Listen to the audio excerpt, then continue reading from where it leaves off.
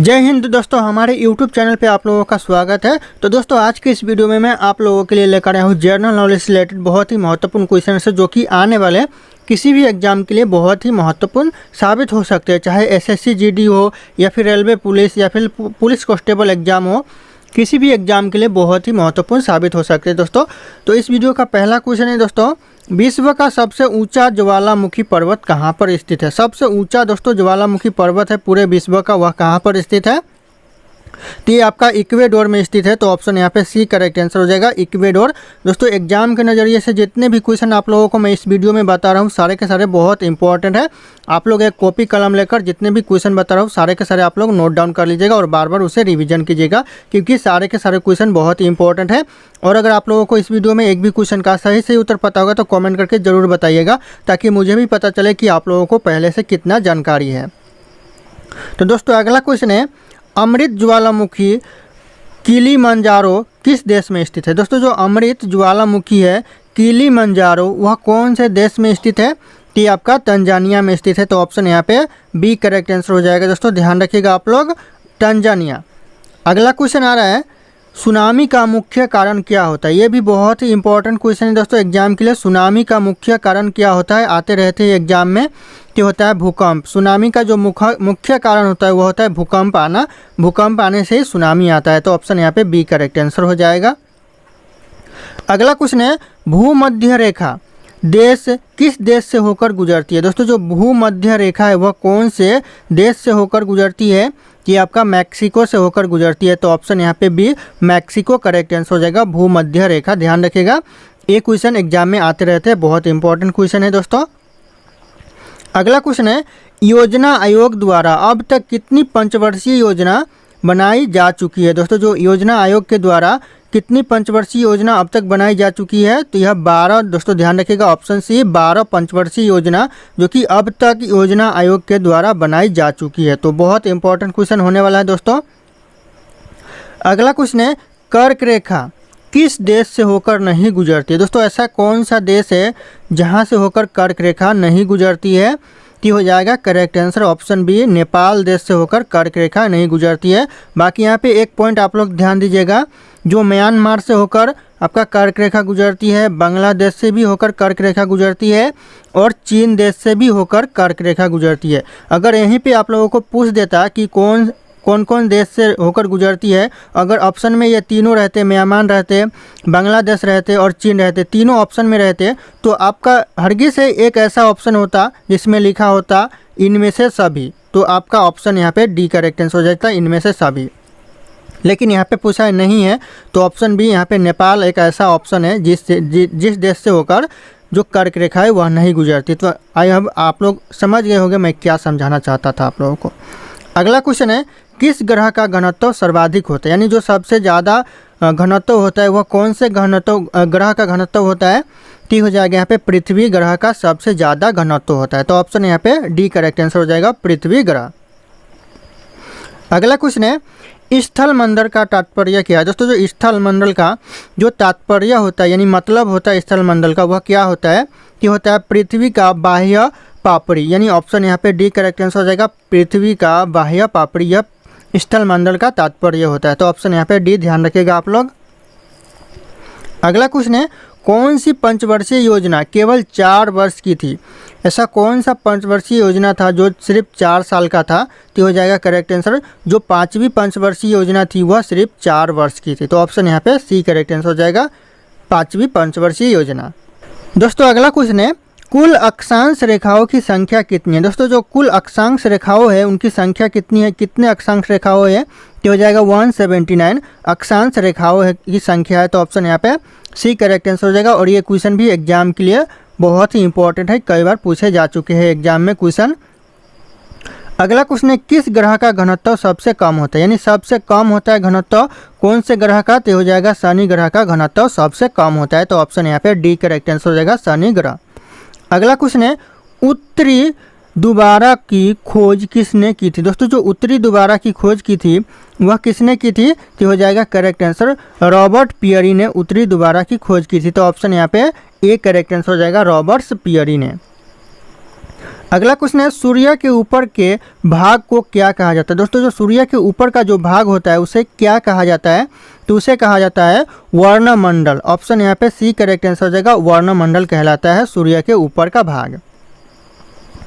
अगला क्वेश्चन है भूगोल का जनक किसे कहा जाता है। दोस्तों जो भूगोल का जनक कहा जाता है वह किसे कहा जाता है, तो यह कहा जाता है हिकैटियस को। हिकैटियस ऑप्शन यहाँ पे डी करेक्ट आंसर हो जाएगा, भूगोल का जनक कहा जाता है। अगला क्वेश्चन है वर्तमान भूत की कुंजी। दोस्तों वर्तमान भूत की कुंजी यह कथन किसका है, यह जो भूत की कुंजी कहा है, वर्तमान भूत की कुंजी, यह किसने कहा है दोस्तों, तो यह कहा है जेम्स हटन ने। तो ऑप्शन यहाँ पे बी हो जाएगा करेक्ट आंसर, जेम्स हटन। ध्यान रखिएगा एग्जाम के लिए बहुत इंपॉर्टेंट है।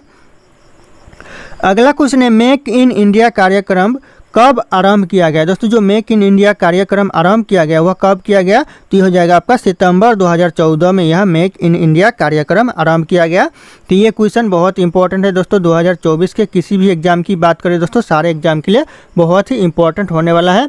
और अगर आप लोग हमारे चैनल पर नए होंगे तो इसी तरह के वीडियो पाने के लिए आप लोग हमारे चैनल को सब्सक्राइब करके बेल आइकन को प्रेस कर लीजिएगा और इस वीडियो को एक लाइक भी कर दीजिएगा दोस्तों।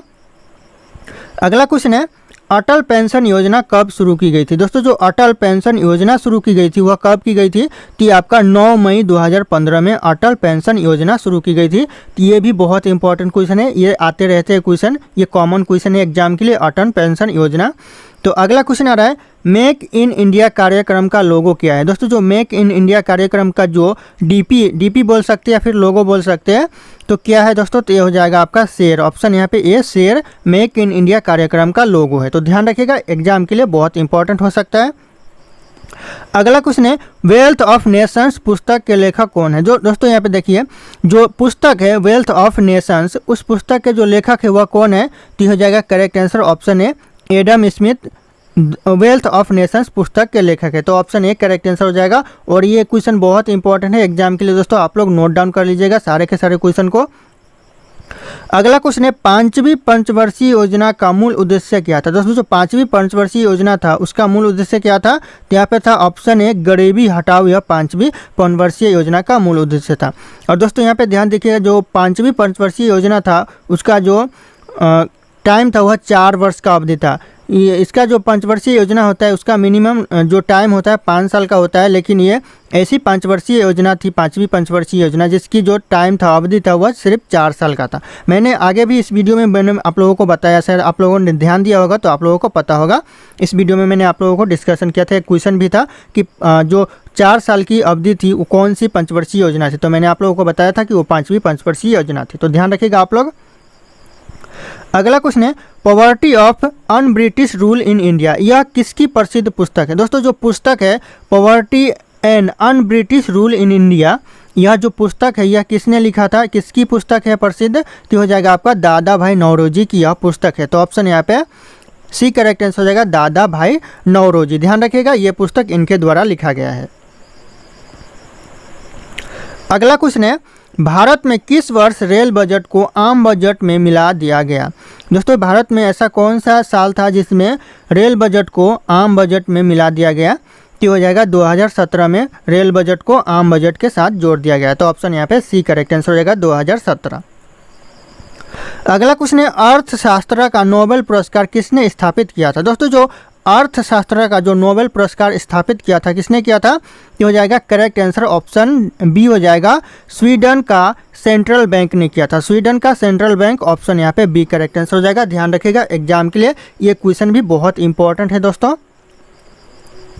अगला क्वेश्चन है भारत में गठित पहले सरकारी समिति कौन सी थी। दोस्तों सरकारी नहीं सहकारी है दोस्तों, मैं सरकारी पढ़ रहा हूँ। भारत में गठित पहले सहकारी समिति कौन सी थी, तो हो जाएगा करेक्ट आंसर साख समितियाँ। दोस्तों जो साख समितियाँ है यह भारत में गठित पहले सहकारी समिति थी। तो ऑप्शन यहाँ पे ए करेक्ट आंसर हो जाएगा। एग्जाम के लिए ये भी बहुत इंपॉर्टेंट है दोस्तों। अगला क्वेश्चन है नरसिंहम रिपोर्ट का संबंध किसके पूर्ण गठन से है। दोस्तों जो नरसिंहम का रिपोर्ट का संबंध है वह किसके पूर्ण गठन से है, तो हो जाएगा आपका बैंकिंग संस्थान से। बैंकिंग संस्थान, ऑप्शन यहाँ पे सी करेक्ट आंसर हो जाएगा। दोस्तों ध्यान रखिएगा मैं बार बार बोल रहा हूँ आप लोगों को, इंपॉर्टेंट क्वेश्चन है तो इंपॉर्टेंट है तभी बोल रहा हूँ आप लोगों को, ऐसे मैं नहीं बोल रहा हूँ। दोस्तों अगला क्वेश्चन है विश्व व्यापार संगठन WTO, दोस्तों यहाँ पे वोट लिखा है लेकिन ये WTO होगा दोस्तों। तो WTO किस वर्ष में कार्यान्वित हुआ? दोस्तों कार्यान्वित हुआ कौन से वर्ष में हुआ दोस्तों? तो हो जाएगा 1995 में यह कार्यान्वित हुआ। तो ऑप्शन यहाँ पे ए करेक्ट आंसर हो जाएगा। और ये क्वेश्चन एग्जाम में हरगिज आते हैं दोस्तों, तो आप लोग इसे कभी मत भूलिएगा, आप लोग इसे रिविजन करते रहिएगा। अगला क्वेश्चन है, दो देशों के बीच वस्तु विनिमय को क्या कहा जाता है? दोस्तों जो दो देशों के बीच जो वस्तु विनिमय होता है उसे कहा जाता है द्विपक्षीय व्यापार। ऑप्शन यहाँ पे बी हो जाएगा, द्विपक्षीय व्यापार कहा जाता है। दो देशों के बीच जो वस्तु विनिमय होता है उसे द्विपक्षीय व्यापार कहा जाता है, व्यापार कहा जाता है। दोस्तों ध्यान रखिएगा, एग्जाम के लिए ये भी इम्पोर्टेंट हो सकता है। अगला क्वेश्चन है, इंडिया ब्रांड एक्टिविटी फंड की स्थापना कब हुई थी या फिर कब की गई थी? दोस्तों इंडिया ब्रांड एक्टिविटी फंड की स्थापना तो करेक्ट आंसर हो जाएगा 1996 में यह स्थापना की गई थी। तो ऑप्शन यहाँ पे बी करेक्ट आंसर हो जाएगा 1996। अगला क्वेश्चन है, भारत का अधिकतम विदेशी व्यापार किस देश के साथ होता है? दोस्तों जो भारत का सबसे ज़्यादा जो विदेशी व्यापार होता है वह कौन से देश के साथ होता है? कि आपका अमेरिका के साथ सबसे ज़्यादा भारत का विदेशी व्यापार होता है। तो ऑप्शन यहाँ पे सी करेक्ट आंसर हो जाएगा, अमेरिका। अगला क्वेश्चन है, 12वीं पंचवर्षीय योजना का समय अवधि कितना था? दोस्तों जो 12वीं पंचवर्षीय का जो समय अवधि था वह कितना था?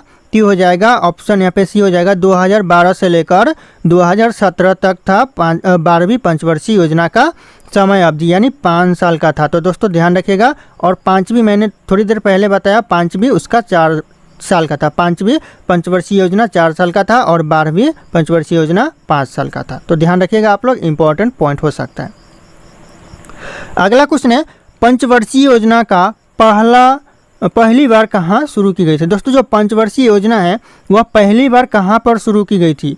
तो ये हो जाएगा आपका USSR में पहली बार पंचवर्षीय योजना शुरू की गई थी। दोस्तों ये बहुत इंपॉर्टेंट क्वेश्चन है दोस्तों, आप लोग इसे भी अच्छे से अंडरलाइन करके लिख लीजिएगा। USSR में पहली बार पंचवर्षीय योजना की शुरू की गई थी। तो ऑप्शन यहाँ पे डी करेक्ट आंसर हो जाएगा। अगला क्वेश्चन है, भारत में योजना की अवधारणा कब स्वीकार की गई? दोस्तों जो भारत में योजना की जो अवधारणा है वह कब स्वीकार की गई? तो 1950 में, यानी 1950 में की गई। तो ऑप्शन यहाँ पे बी करेक्ट आंसर हो जाएगा। अगला क्वेश्चन है, भारत में राष्ट्रीय जल मार्गों की संख्या कितनी है? दोस्तों जो भारत में राष्ट्रीय जल मार्गों की संख्या है कितनी है? तो हो जाएगा आपका 111 भारत में राष्ट्रीय जल मार्गों की संख्या है। तो ऑप्शन यहाँ पे बी करेक्ट आंसर हो जाएगा दोस्तों। अगला क्वेश्चन है, हड़प्पावासी किस वस्तु के उत्पादन में सर्वप्रथम थे? यानी सबसे आगे थे कौन से वस्तु के उत्पादन में? हड़प्पावासी। तो हो जाएगा कपास के उत्पादन में सबसे आगे थे हड़प्पावासी। तो ध्यान रखिएगा, ये भी क्वेश्चन बहुत इंपॉर्टेंट है। अगला क्वेश्चन है, सिंधु सभ्यता का सर्वाधिक उपयुक्त नाम क्या था? यानी जो सिंधु सभ्यता का सबसे ज़्यादा किस नाम से जाना जाता था दोस्तों? तो हो जाएगा हड़प्पा सभ्यता के नाम से सिंधु सभ्यता को सबसे ज़्यादा जाना जाता था। तो ऑप्शन यहाँ पे ए करेक्ट आंसर हो जाएगा, हड़प्पा सभ्यता। अगला क्वेश्चन है, भारत में खोजा गया सबसे पहले पुराना शहर कौन सा था? दोस्तों जो भारत में खोजा गया सबसे पुराना शहर खोजा गया वह कब और कौन सा था दोस्तों? तो यह था हड़प्पा शहर, जो कि सबसे पहले खोजा गया सबसे पुराना शहर है। दोस्तों ध्यान रखिएगा, और एग्जाम के लिए ये भी बहुत इंपॉर्टेंट हो सकता है। अगला क्वेश्चन है जिसका आंसर आप लोगों को कमेंट करके बताना है, पंचवर्षीय योजना पहली बार कहाँ शुरू की गई? दोस्तों मैंने इस क्वेश्चन का आंसर मैंने आप लोगों को पहले बताया है। अगर आप लोगों को पता होगा तो कमेंट करके ज़रूर बताइएगा। ऑप्शन यहाँ पे सारे के सारे शो कर रहे हैं। फिर मिलते हैं अगले वीडियो में।